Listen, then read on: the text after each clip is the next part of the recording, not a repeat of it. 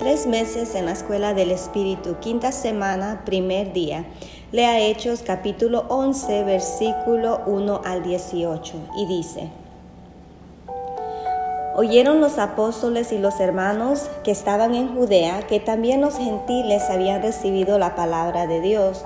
Y cuando Pedro subió a Jerusalén, disputaban con él los que eran de la circuncisión, diciendo: ¿Por qué has entrado en casa de hombres incircuncisos y has comido con ellos? Entonces comenzó Pedro a contarles por orden lo sucedido, diciendo: Estaba yo en la ciudad de Jope orando, y vi en éxtasis una visión, algo semejante a un gran lienzo que descendía, que por las 4 puntas era bajado del cielo y venía hasta mí. Cuando fijé en él los ojos, consideré y vi cuadrúpedos, terrestres, y fieras y reptiles y aves del cielo. Y oí una voz que me decía: Levántate, Pedro, mata y come. Y dije: Señor, no, porque ninguna cosa común o inmunda entró jamás en mi boca.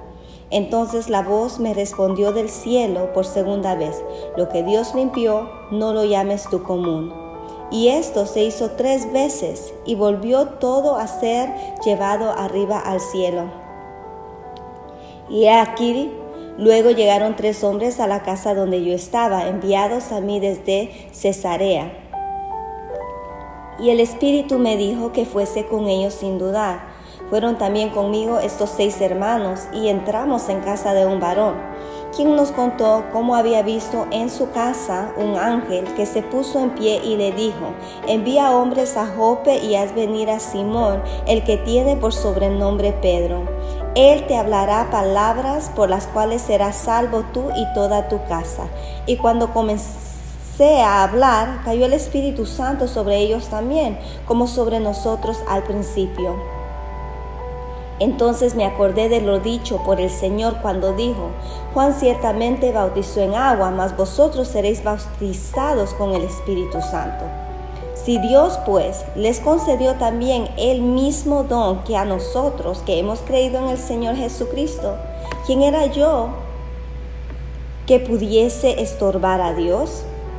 Entonces, oídas estas cosas, callaron y glorificaron a Dios diciendo: De manera que también a los gentiles ha dado Dios arrepentimiento para vida. Veamos. El pasaje es continuación de lo que estudiamos ayer. Si a Pedro se le hizo difícil comprender y aceptar su propia visión, ¿cuánto más difícil sería para los cristianos judíos de la iglesia de Jerusalén?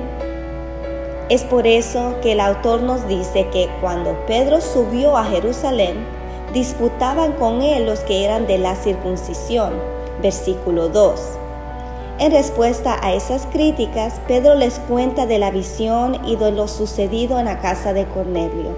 Pedro les cuenta de su visión y de lo sucedido en la casa de él. Es entonces que la iglesia de Jerusalén llega a la conclusión: de manera que también a los gentiles ha dado Dios arrepentimiento para vida. Versículo 18. Juzguemos. Si en el estudio de ayer decíamos que es posible hablar no solo de la conversión de Cornelio, sino también de la de Pedro, aquí tenemos la conversión de la iglesia de Jerusalén. Es gracias a la conversión de Cornelio que los creyentes en Jerusalén se percatan del alcance del Evangelio, que no es solo para los judíos, sino también para los gentiles. Considere, por tanto, estas preguntas. ¿Será posible entonces hablar también de la conversión de la iglesia de Jerusalén? ¿Qué aprendió esa iglesia del episodio de Cornelio? O trate de imaginar todo el resto del libro sin la conversión del eunuco, sin la conversión de Pablo, sin que Pedro llegara a la conclusión de que Dios no hace acepción de personas, y sin que la iglesia de Jerusalén aprendiera que también a los gentiles ha dado Dios arrepentimiento para vida. Ciertamente, habría que empezar por eliminar casi todo el resto de este libro que trata sobre la misión de Pedro, pero más todavía, sino que la iglesia aprendió a través de estas conversiones. No hubiera podido haber una misión a los gentiles. El cristianismo no hubiera pasado de ser una secta judía y ninguno de nosotros hubiera tenido oportunidad de escuchar el evangelio. Todo eso dependió de lo que la iglesia pudo aprender gracias a esas personas inesperadas que se añadieron a ella. De igual manera, podemos imaginar lo que perdemos si no les abrimos las puertas de la iglesia a otras personas igualmente inesperadas. ¿Quién será la persona en nuestro barrio en quien el Espíritu Santo está actuando ya, como actuó en Cornelio, y que espera de nuestro testimonio para aceptar el Evangelio y para enriquecer nuestra vida como iglesia? No lo sabemos, y por ello tenemos que estar siempre dispuestos a testificar ante todos y a darles la bienvenida a todos. Actuemos. Vuelva sobre sus notas y reflexiones de ayer. ¿Ha actuado hoy de acuerdo a lo que determinó entonces? Si no lo ha hecho, anote algo del resultado. Si no, anote que no lo ha hecho y por qué.